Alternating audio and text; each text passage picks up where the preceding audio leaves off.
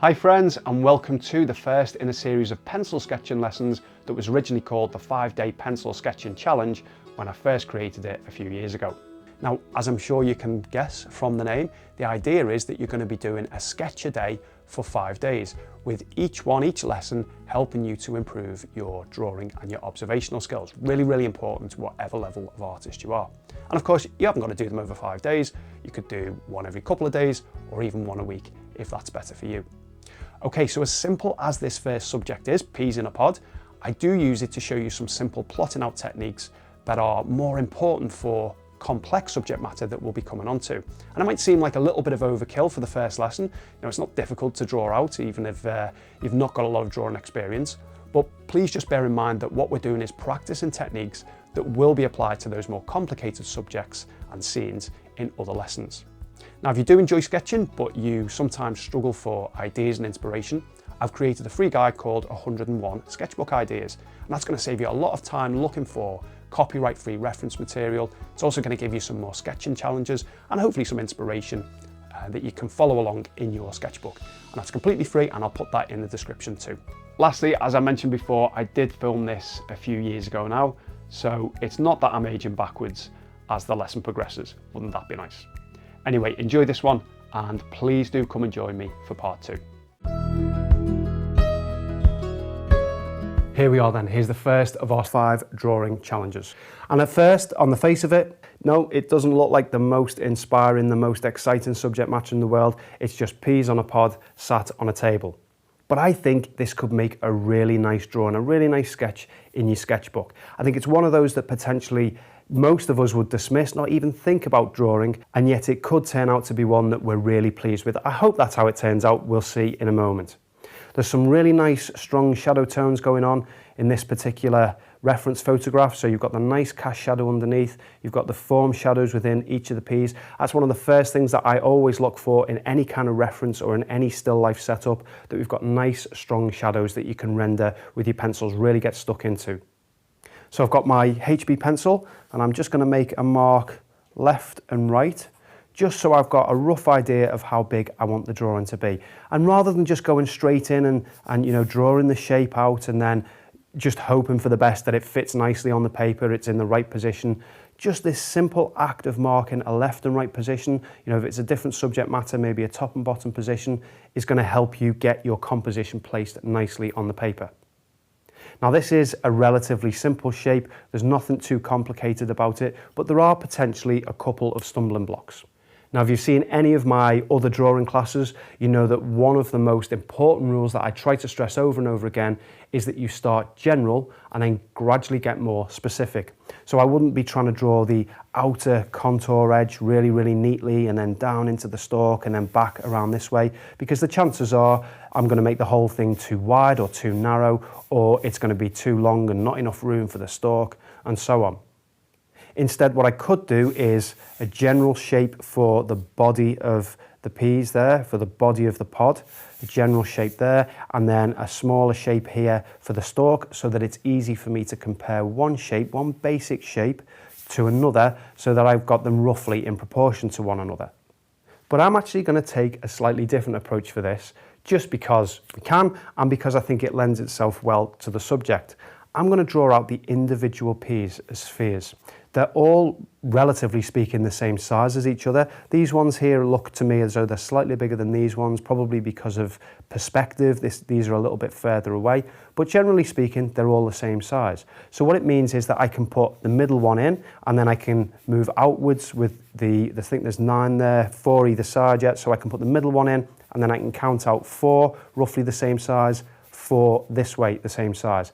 And from there, it's much easier then for me to build the pod around those peas, looking at this space here. So this shape that's left here and this shape here. All I've got to do is just think about where this pea is in relation to the pod as a whole. So this middle pea here, it isn't in the middle of the pod because we've got the stalk on the end, so it's slightly towards the left. So I can say that it's going to be somewhere in that region there. So let's just put that one in as a very simple sphere. And then I know the end one is going to be not right touching the end because you've got a little bit of room for the end of the pod there. So it's going to be somewhere around there. And this one is going to be somewhere around here, so there's room for the stalk. Now before I put them in, and I put them in at the correct size, I just want to look at the angle that this pod is running at, because that's then going to help me place them in a more accurate position. So I can just use the pencil just to gauge roughly the angle that we're working at. And then I just want to think about the size of the peas. So I've got to get 4 that are roughly the same size as each other. So you can see at this size here, they're far too small. So that means we have to make each one quite a bit bigger in order to create something of scale, or that fits in proportionally to our overall drawing, the size that we've set it. So all I'm going to do is just make this considerably bigger. So there's 1. And then I can see that this one runs on the same sort of line. So here's 2, and then this one is higher. There's 2, sorry, and then this one here, roughly the same size. There we go. So all I'm doing is just looking at the size relative to each other and also the position. Really, really easy, really, really simple shapes. And these ones maybe go a little bit smaller because of perspective. Still paying attention to this line here. This one at the end looks quite small relative to the others. There we go. And it's now really easy for me to build the pod around those individual peas. So I can look at this bottom line and how it cuts most of these bottom peas roughly in half. So let's get our line in for the bottom of the pod. Okay, we can take that over in a moment. And then obviously it curves towards this edge here. And then the top, we want to see how it cuts the top of these peas. So it's not through the center as it is with these, it's more just cutting the top off. And I'm just looking at how this gap here is narrower compared to this end here. So if you measure that, that top line there is more of a straight line comparative to that one. It needs to be a little bit lower down here, I think.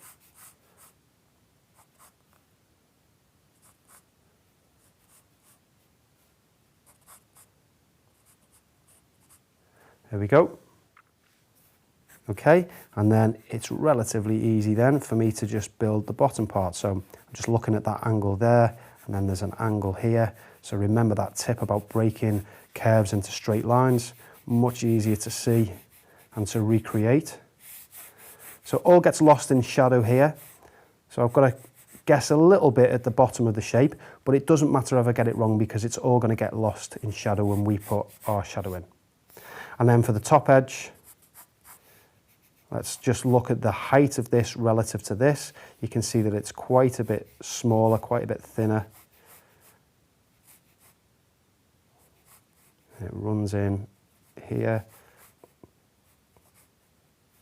Okay, and then I probably need to just extend this slightly. So don't worry about these marks that you put in. You're not a slave to those marks. They're just there to give you a rough idea that your drawing's going to be in the right place. So let's take this through the stalk here. So I'm just trying to gauge the length of this relative to the pod as a whole. I'm also just looking at the angle here, so the angle that's made between the bottom of the pod and where this particular stalk finishes. So I'm going to say it's something like that. And then for the leaf, so we've got a leaf here, a leaf shape. Let's just get the size in first. So just a basic shape, just trying to figure out the position. So it's somewhere there. And then we've got a leaf that comes behind the pod. And then this one that's bent over at the top. So I'm not worried about the specific shapes at the moment. I just want to get the size in at this moment in time. And then we can refine those in a moment. Okay, and then just take a step back. Are you happy with that? I think I've got my bottom portion a little bit too deep there. So I'm just going to erase that back. Okay, so I'm happy with that basic shape. What I do now is take the kneadable eraser and just lightly go over the top. You're probably not going to be able to see much of anything at all, but I can see those marks quite easily. They're still there for me to follow, but obviously it helps me keep the image relatively clean at this stage so that I can I can put more refined marks in going forward. So I've erased those initial loose sketchy marks, tidied things up just with the HB pencil so that I've got this nice clean outline drawing on which to work. If time is of the essence for you, then don't go to the trouble of erasing those initial marks and then putting them neatly back in with your HB pencil. Just go with the shading on top of that. You're going to have a slightly different feel. It'll be a bit looser, a bit sketchier, a bit more illustrative if things have to be outlined a little bit more strongly, but that's fine. With this particular study, I'm going for something in between that really loose quick sketch and a really polished refined drawing by retaining some of the marks. So I want some of the mark making to show through, some of the white paper to show through, but it's going to be a little bit neater. I'm going to have some lost and found edges within there than say a really quick sketch, a quick 5-10 minute sketch, which is going to be really, really loose and really, really energetic. The techniques that we go through in terms of creating that solidity, that solid, believable form, are exactly the same. It just depends on how much time, how much patience you have to put into the actual shading side of things to create really neat lines, to create neat transitions across values, to get rid of all of the white of the paper. That choice is yours. The techniques are the same. Now, in terms of those techniques to create really believable solid form, it all comes down to the play between light and shadow. So if we take one of our peas, for example, and we've got the light source that is coming from the top left as we look at it, it creates a shadow on this side of the sphere. But obviously if I just shade it in one flat value, and when I talk about value, I'm just talking about the light or dark level within that particular tone. So this is a strong value, this is a lighter value. And obviously you can go stronger with the softer pencils and lighter with even less pressure. So these are different values. So just using one flat value obviously doesn't create this believable spherical form. What we've got to create is a transition that goes from a strong dark on this side that gradually gets lighter and then gradually lighter across what we call the terminator or bedbug line, then lighter again until you're only left with the highlight. And then we can use our stronger pencils, so I can go with a 4B and just strengthen the shadow around this area. And it's that transition, that smooth transition from a dark value to a lighter value that creates the illusion of a sphere. And if you put a cast shadow in, it helps to strengthen that illusion even further. Now you could spend lots of time really gradually moving one value to the next, so it's completely seamless. You get rid of all of the paper surface. You could even get a blending stump and make it look even smoother. And that's going to take time. That'll give you quite a photorealistic result, and it's one that definitely requires more time than a looser form. However, if you want a looser feel and maybe go with some hatching marks and cross-hatching marks, the actual technique of seeing where the darkest areas are and how they gradually transition, that is exactly the same. It's just that you are using different marks. Let's go to the 4B pencil. And you're allowing more of the paper surface to show through. You're allowing some of the marks to break the line so it's not this nice, neat circle. Maybe do some cross-hatching in the shadow there. And then if you want to go really quickly, if you're doing a really quick sketch and maybe you're timing yourself and you're saying, I'm going to do this within 10 minutes or so, you might use backwards and forwards motion, stronger values, keeping it really, really loose, really energetic. But what you can't do is you can't skip this process of looking for where the strongest darks are and making them dark enough. So the one mistake, whether it's this style or this one, the one big mistake that I see so often is that the darks are not made dark enough. So these here, people are too afraid to go too dark with them because once they go too dark, they can't erase them, so they hold back.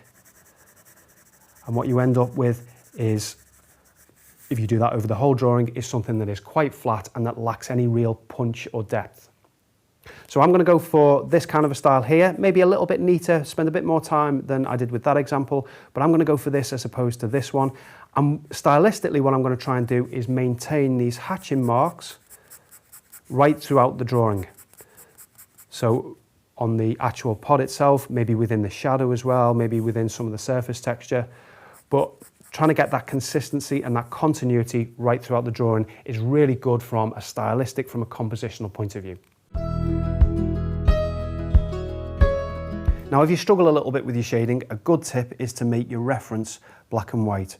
So you can certainly do this on an iPad really easily, but if you're going to print this out, you can do it with any software on your computer. You could even drag the image into a program like Microsoft Word and convert it to black and white before you print it out.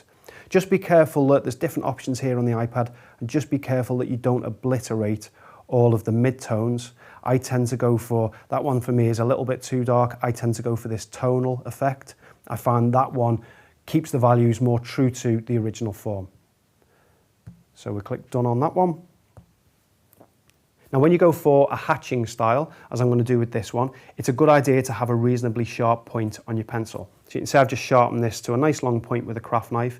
If it's even just a little bit blunt and the pencil's even a little bit soft, you know, anything more than a HB, what happens is the individual lines start to blend and meld into one and you lose that hatching effect. So I'm going to shade 3 of the P's. I'm going to start with this one here, and the first thing I'm going to do is just make a rough indication of where the highlight is, where the lightest area is. Starting with the HB pencil, so I'm just going to make some hatching marks. I like diagonal, but again, it's stylistically, it's up to you. You might want to do vertical marks or diagonal in the opposite direction. This is just what feels most comfortable to me. And then where I can see the shadow area, I can just add some more hatches to those. So you can see as well, I'm starting from the outside and going in, because that way I can lift the pencil off as it gets towards that highlight area. So follow my own advice, outside in.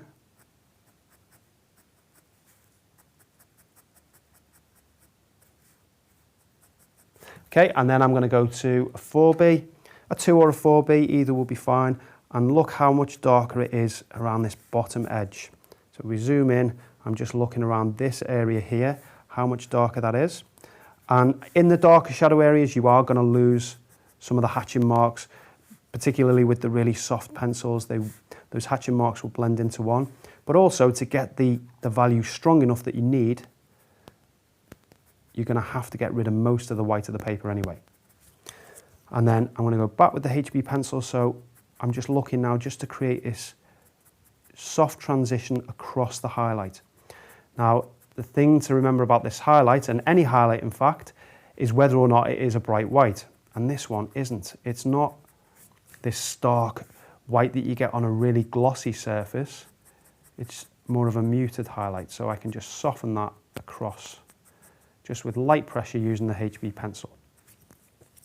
And then what I can see on this side here, you can see that there's a shadow there, just a shadow where it's kissing the edge of the P next to it. So I'm just going to soften that off around the edge. Got it really dark there at the bottom. Now that might look a little bit scrappy, a bit messy as it is on its own, but don't make the mistake at this stage of going in and making it really neat and really refined. If you do that, you're setting a precedent then for all the other areas of the drawing. They're going to be in the same sort of style, and you've lost all of that looseness that was part of the initial style that you had in mind. So a good rule of thumb to keep in mind is to have things looser and sketchier than maybe you think, than maybe you want in the initial stages, and only when all of the drawing is, or most of the drawing has got some rendering on, then you can go back and tidy things up. Don't get too tidy and too neat early on. So let's move on to the next one then. So I've got a highlight roughly somewhere here. So I'm going to keep the marks in the same position. I can do this one a bit quicker, so I can take some marks through the highlight because I know that it's quite muted.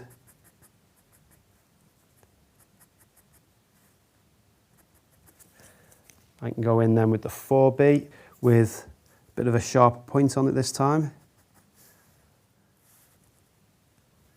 and then just tidy or soften that up, just create a more gradual transition with the HB pencil.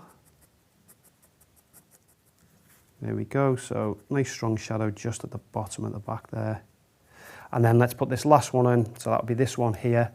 So again, HB pencil just across the front side.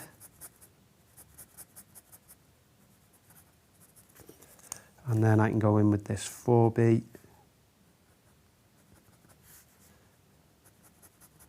Working from the darkest area and letting it just soften out.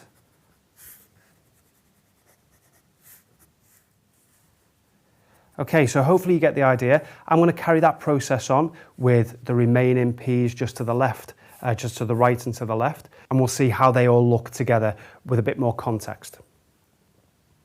Okay, so there's each of the peas put in place. What I've tried to observe, a little bit at least, is the different value of one compared to the other. So you've got this one at the front, overall is a bit lighter than these at the back. These tend to be a little bit darker as it moves towards the back of the pod. It's a little bit more covered, a bit more sheltered. So now what I can do is look at the bottom and just put in some really strong darks just between each of the spheres. And if there's any little points of light that you can see, it's nice to retain those. What I don't want to do is just create this nice neat outline along this top edge. That's really tempting to do because it's going to neaten things up.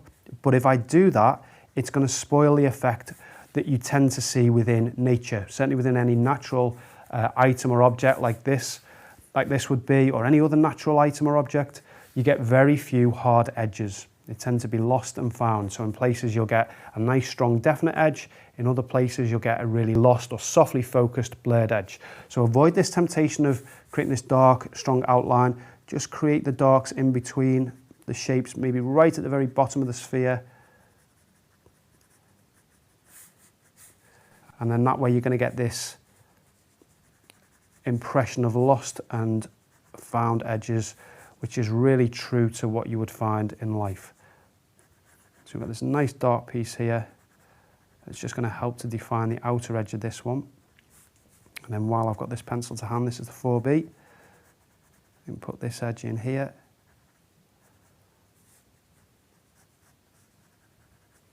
There we go. Now let's go back to the HB and do a little bit of work just on the bottom of the pod. So the first thing I'm going to do is just get rid of the white of the paper, just with some hatching marks. Because I know that there are no bright highlights within this bottom half. Even though there are lighter areas within it, lighter and darker areas, I know that none of them are the white of the paper. As I get towards the back, I can just be a bit firmer with the pressure. I can place hatching marks that are a bit closer together. This is all going to get lost within the shadow. And then just towards the bottom as well, because don't forget this has got this rounded nature to it. So it's not a flat shape, it's got a slightly rounded nature. As it gets towards the bottom, less of the light can reach it, so it becomes more in shadow. And you can see, look how this area here is darker. We've got lighter towards the top.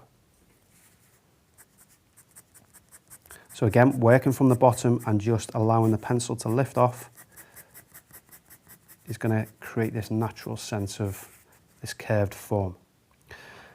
Now there's this ridge at the top, so what I'm going to do is just place the shadow in for that, but I don't want this strong firm line. It's certainly not a straight line, but in areas it's thicker than other areas. In some areas it's more prominent than in other areas. So what I'm going to do is just use these soft backwards and forwards lines, just lifting the pressure off and placing more pressure on slightly in different places. So I can see it's a bit darker down this end here, so I can use a bit more pressure. The line's a bit thicker as well, so I can make it a bit thicker. And then look how it almost gets lost completely here. So just a lot less pressure. I'm just dancing the pencil up and down. We go maybe a little bit dark around here. So just varying. So just creating that variation all the time. And then I can start to put in a little bit more work. So I'm going to go for some cross hatching now, and all that means is just crossing the line, either doesn't have to be perpendicular, but it's just obviously in a different direction to the line that you've got. So I'm just going to make these vertical marks. And what I'm looking for now is just to vary the texture within this surface. So I'm looking at, you can see there's some darker areas here. There's a light ridge here, a bit darker here. Look how it's a bit lighter here and a bit darker. I don't need to follow that pattern exactly. I just want to create a little bit of difference, variation in the surface texture. I'm seeing as well, can you see this lighter ridge that is just below this shadow line? So there's just a few indications of it here and here. It's lost there, but it's here and here. So we can put that in as well. So we can lose it round there.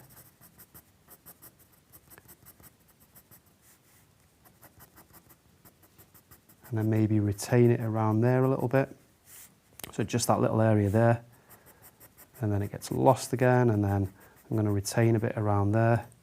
You can see there's some around here. So I'm not trying to recreate the exact pattern of lights and darks by any means. There isn't time for that, not with this sort of style. But what I am doing is just noticing how there's that variation in that surface texture and then trying to give an impression of that.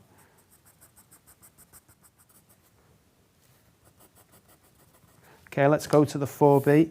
So far I've only used 2 pencils. I've just used the 2 and the 4B. I'm going to start down this area and I want to think about how dark is this here. It's almost as dark as anything anywhere else on the drawing. So again, starting from the bottom so that it can lift off. I can't actually outline this bottom edge because everything from here is going to be really, really dark. So maybe somewhere up to around there, just to give me an edge to work from.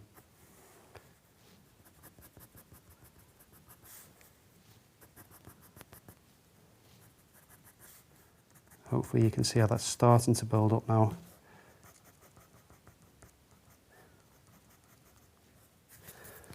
So what I want to do now is make sure that I get rid of any of these lighter values that are within the shadow side. So these shouldn't be the white of the paper. Yes, they're lighter than surrounding areas, but if you've got them the white of the paper, particularly in the shadow area, there's too much contrast between those two values. You've got to tone those down. So in areas, I'm just going to lightly scumble across just to lose it in places. So a nice bit of texture on there now. Let's do the top half. Now you can see here, we just zoom in, how much this is in the light here. I'm not going to be putting any background in. What I'm going to do is just lose this edge. So I want this to be an example of one of these lost edges that I mentioned earlier. So I'm going to lose that edge, and in fact, I'm going to just take back the entire top edge because I can see quite a few different highlights, shadows and highlights along that top edge. So same kind of marks again, this time using a lot less pressure. So I'm looking at the value of this, the lightness and the darkness of this compared to this edge. If you defocus your eyes, you'll see that there is some tone to it, but it's obviously a lot lighter overall than this half here. What I'm also looking at as well is, look how we've got this nice dark ridge here, and then just above that, so dark ridge here, just above it we've got a lighter area here. Again, it's lost and found in areas, but I'm going to observe that just by give myself a chance to put that in by taking this hatching not quite all the way down to the bottom line. So I'm leaving some room to put that in. Leaving some little gaps here and there for where there's these different patterns of reflection, of reflected light on the top of this. And I'm noticing, look how this end is starting to get a little bit darker.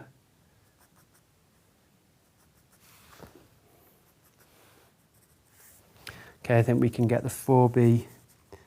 And again, I want to avoid just lazily putting in a long, strong highlight, even though, shadow I should say, even though that's what it looks like.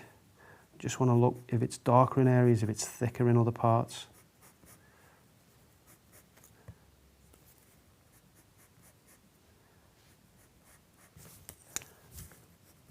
Soften that off with the HB there. And then look how here it gets lost. So I'm going to go HB pencil, a lot less pressure. This bit all sort of gets lost into that P beneath it. And then here we can even erase this line.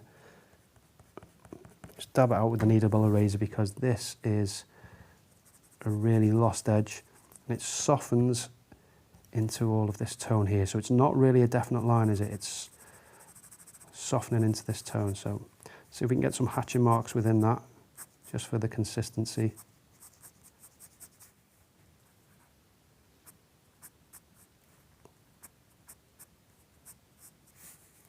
Do a little bit of, just a bit of tone just on that edge there, a little bit of texture. And then it's just a case of same kind of effect on here. So you might want to do a bit of cross hatching just to keep it in context with that bottom half. But I'm just going to vary some lights and darks where I can see them.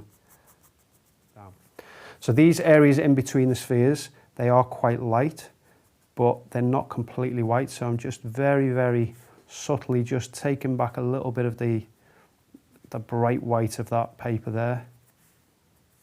And then this area here, we just put some hatching marks in there. Just defocus your eyes, just see what kind of strength of value that is. And then for the leaves, well, we could start with this one here. So I'm going to try and put some hatching marks in, just to keep, again, that continuity across the whole drawing.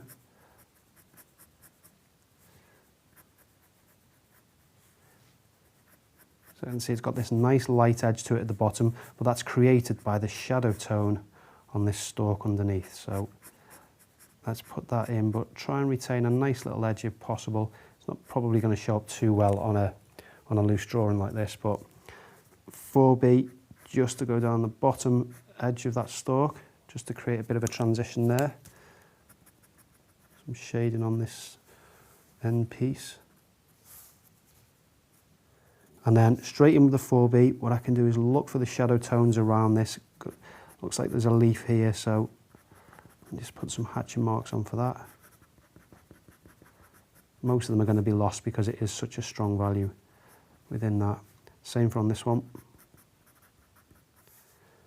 So really the size that you're working at for this area of the drawing on a particular subject like this, on this sort of a subject, really all you're looking for are just patterns of abstract shapes.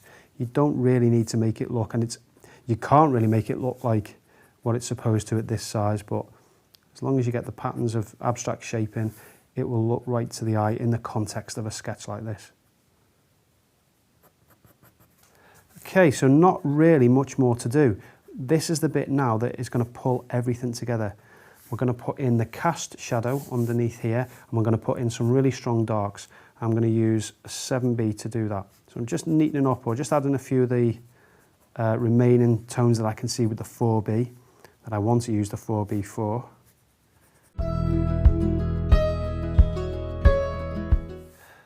So there's not really much left to do at all now. In fact, all we've got to do is put in the cast shadow and any really strong darks in between the peas within the pod and on the actual pod itself. But it's this, as quick as that is, it's this last part that brings everything together. It kind of neatens things up, it gives context to the whole drawing, creates that real sense of solidity and form.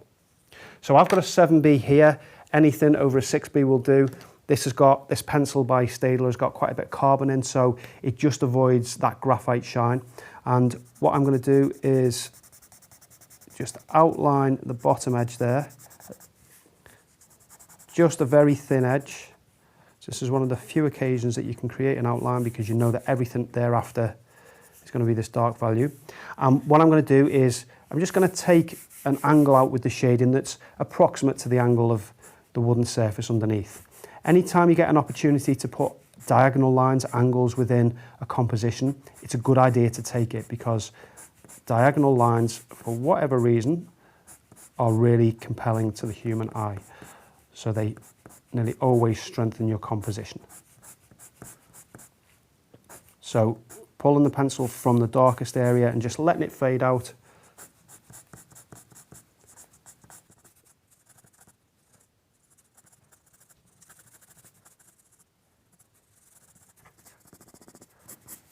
I can do a bit of cross hatching just into this area here.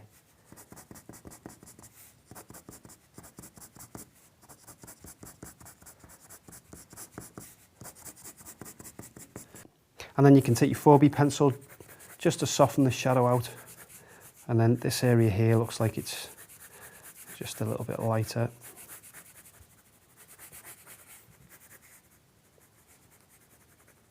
And then a little tip for you, just where the edge meets the cast shadow, so the edge of the pod here, or the edge of any object that's sat on a surface and creating this cast shadow, if you just take the pencil over that line to lose it,